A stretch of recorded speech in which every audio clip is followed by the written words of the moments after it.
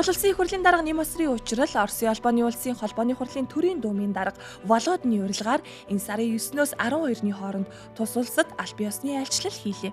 Манай улсын гадаад бодлогын үзэл баримтлалд хоёр хөршийн хамтын ажиллагаа нь гадаад бодлогын тэргүүлэх чиглэл хэмээн заасан байдаг. Хойд хөршөөс эхэлсэн улсын их хурлын даргын анхны гадаад албан айлчлалаар улс төрийн эдийн засаг, хөдөө аж ахуй шинжлэх ухаан болон бизнес хөрөнгө оруулалтын хамтын ажиллагааг эрчимжүүлэх, яриа хэлэлцээ, олон талт уулзалт, хэлэлцүүлгүүдийг амжилттай зохион байгууллаа.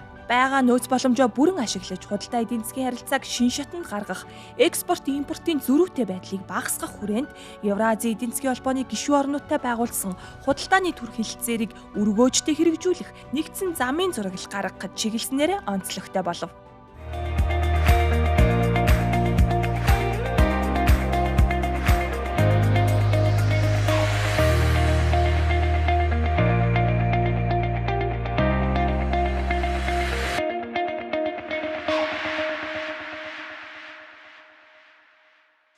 Монгол Улсын их хурлын дарга нэм усрын учрал айлчлалынхаа эхний өдөр Евразийн эдийн засгийн комиссийн сайд нарын зөвлөлийн дарга Сагентаевтай уулзлаа. Худалдааны түр хэлэлцээрийг үйлчлэх хугацаанд хэрэгжилтийг өндөр үр дүнд хүргэж, өргөөжийг аж ахуйн нэгж ард иргэдэд бодитоор хүртэх боломжийн нөхцөлийг бүрдүүлэх хүрээнд талууд санал солилцсон юм.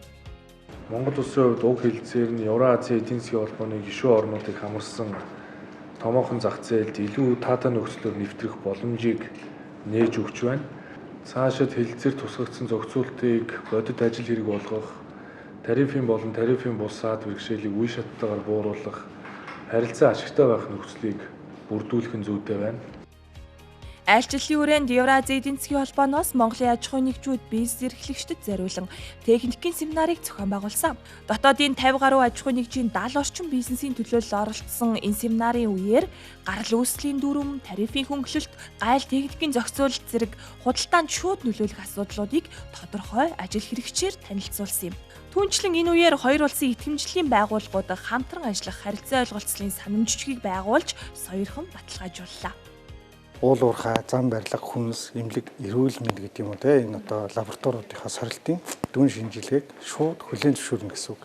Нэг ёсондоо энгийнээр тайлбарлавал нэг бараа бүтээгдэхүүн одоо Оросын албаны улс руу экспортод те гарлаа гэж бодоход бие биенийхээ сорилтын үр дүн буюу лабораторийн дүн шинжилгээг дахин давтаж хийхгүй шууд хүлээн зөвшөөрнө.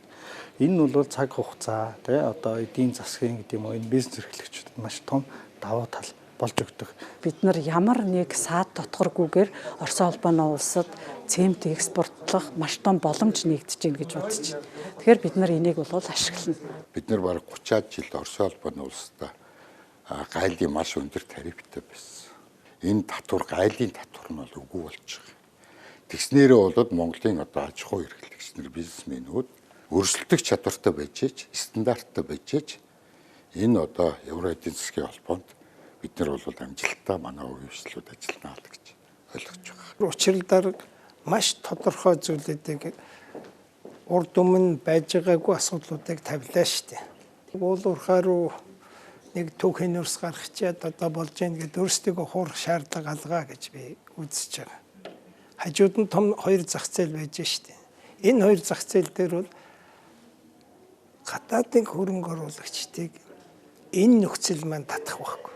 Эдийн засгийн харилцаагаа аваад үзэх юм бол Орос улс, Монгол улсын хооронд нэг жилдээ 2.5 тэрбум долларын худалдаа бол хийгддэг.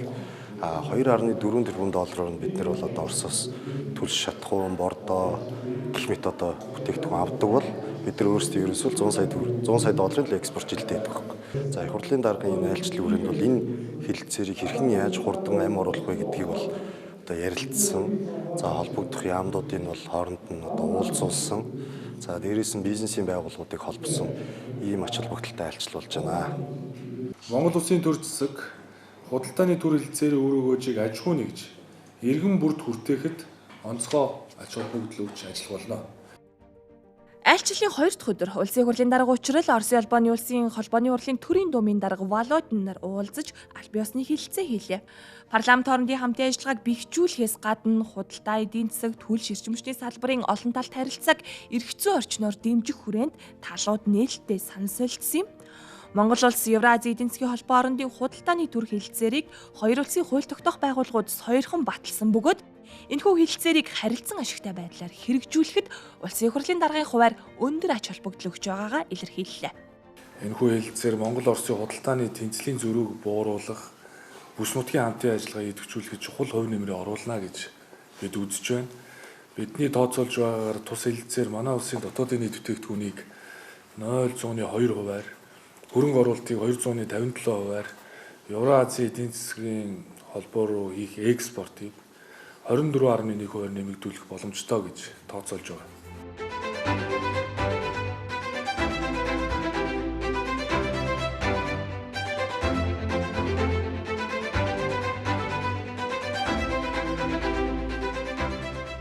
Монгол улсын их хурл болон Оросын холбооны улсын холбооны хурал хоорондын хамтын ажиллагааны комиссийн 2 дугаар хуралдаан Москва хотноо өргөн бүрэлдэхүүнтэй зохион байгуулагдлаа.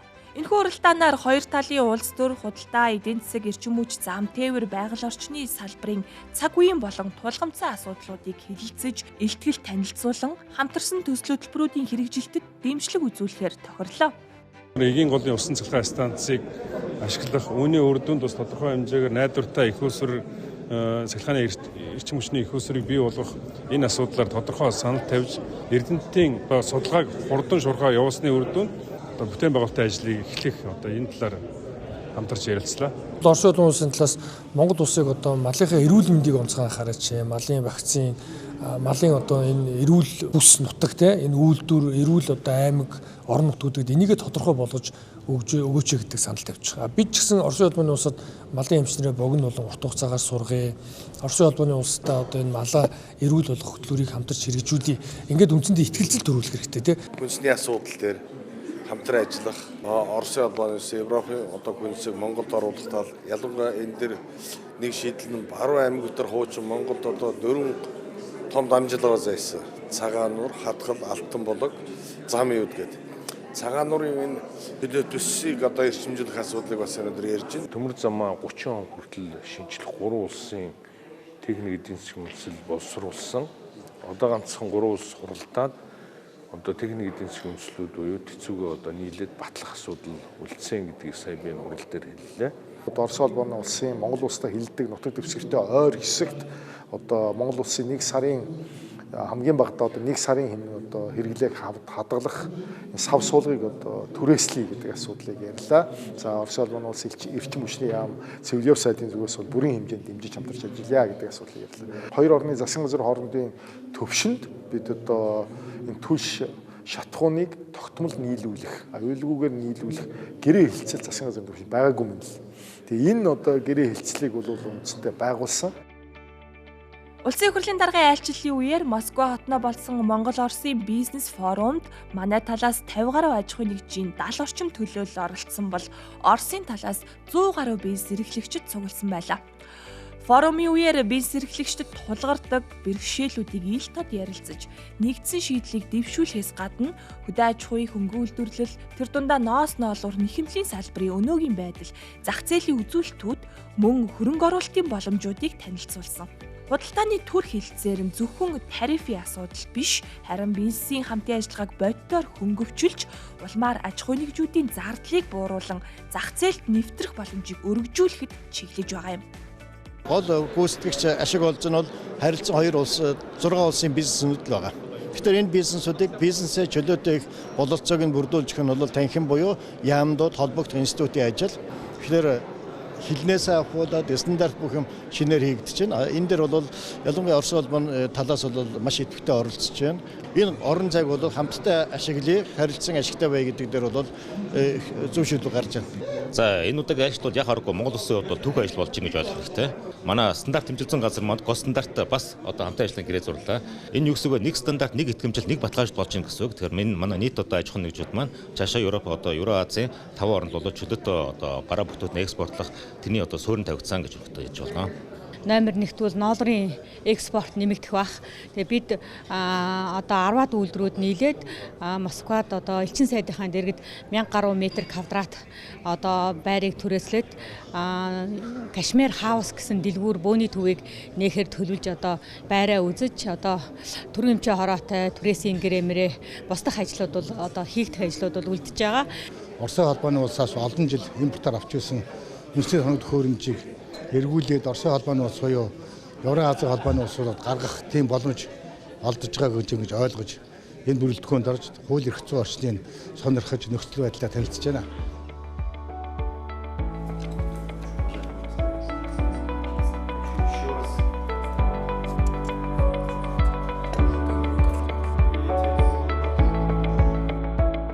Айлчлалын 3 дахь өдөр Монгол Улсын их хурлын дарга учрал Оросын холбооны улсын холбооны хурлын холбооны зөвлөлийн дарга Матвеенкотой уулзаж аль бие усны хэлэлцээ хийлээ. Талууд хоёр улсын хамтын ажиллагааны механизмуудыг төрөлжүүлэх, худалдааны эргэлтийг нэмэгдүүлэх болон хөрөнгө оруулалтын таатай эрх зүйн орчныг бүрдүүлж, Евразийн зах зээлд нэвтрэхэд тулгамдж буй тарифын бус саад тутгарыг цаг алдалгүй бууруулахад анхаарч хамтран ажиллах талаар санал солилцов.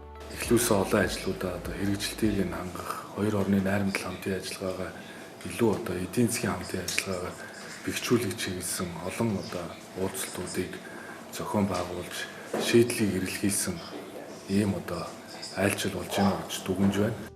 Энэ үеэр хөрш орнуудын найрсаг уламжилт харилцааг бэхжүүлж, хууль тогтоох байгууллага хоорондын хамтын ажиллагааг өргөжүүлэн тэлэх, мөн Монголын их үрийг тэглэхэд оруулсан хувь нэмрийг нь үнэлж, Монгол Улсын ерөнхийлөгчийн зарилгаар Оросын холбооны улсын холбооны хурлын холбооны зөвлөлийн дарга хадагтай Матвеенког төрийн дээд шагнал Алтан гац одонгоор шагнасныг улсын хурлын дарга учрал гардууллаа.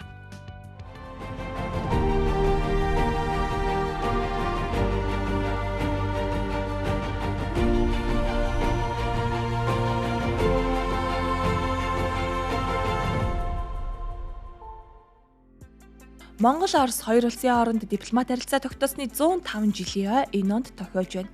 Парламентын засаглалд шилжснээс хойш 30 гаруй жилийн хугацаанд улсын хурлын даргын түвшинд 9 удаа хой төрш рүү айлчилсан бол Оросын холбооны улсын холбооны хурлын зөвлөлийн дарга 4 удаа, төрийн думын дарга 4 удаа тус манай улсад айлчилжээ. Улс орнуудын дунд олон тулгуурт гадаад бодлогыг баримтлах чиг хандлага давмгайлж байгаа энэ цагт улсын хурлын дарга учрлын Оросын холбооны улсад хийсэн айлчил нь хөрш орнуудын уламжлалт найрсаг харилцааг бэхжүүлэхээс гадна бүс нутгийн хамтын ажиллагааг идэвхжүүлэх, Евразийн зах зээлд дотоодын бизнесүүд нэвтрэх боломжийг нээх, хит зөрүүтэй худалдааны эргэлтийг харилцан ашигтай болгох эрх зүйн зохицуултыг эхлүүлснээрээ ач холбогдолтой байлаа. За их хурлын дарга учрал тэргүүтэй төлөөлөгчдийг Оросын холбооны улсад хийх айлчил төлөөлөгчдийн их амжилттай боллоо, үр дүнтэй боллоо. Халуун дотн сайхан элэгсэг дотноор хүлээж авлаа. Бүх уулзалтууд дээр ийм одоо хандлага харагдсан. Үнэхээр одоо Оросын холбооны улс Монгол улстай харилцах харилцаанд их өндөр ач холбогдол өгч байна гэдгийг бол илэрхийлж байна.